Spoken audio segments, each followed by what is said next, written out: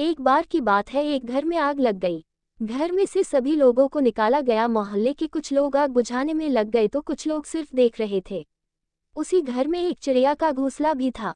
चिड़िया अपनी चोंच में थोड़ा पानी लाती और आग के ऊपर डाल देती, लेकिन आग बुझ ही नहीं रही थी। लेकिन चिड़िया भी रुक नहीं रही थी, वो बस अपनी चोंच में पानी भर कर लाती और आग में डाल देती। चिड़िया को बार बार मेहनत करते देख कौवा उसको देखकर हंसने लगा और बोला, चिड़िया तू पागल है क्या?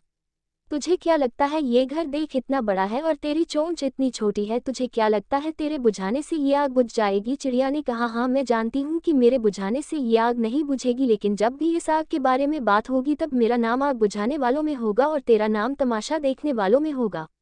सीख, हमारी जिंदगी में भी ऐसे बहुत सारे लोग होते हैं जिनको हमारी सक्सेस बुरी लगती है। वो हमेशा हमारे अंदर कोई न कोई कमी निकालते हैं और अगर हमसे कोई छोटी सी भी गलती हो जाए तो उसका तमाशा बना देते हैं। इसलिए हमेशा ऐसे लोगों से दूर रहना ही बेहतर होता है।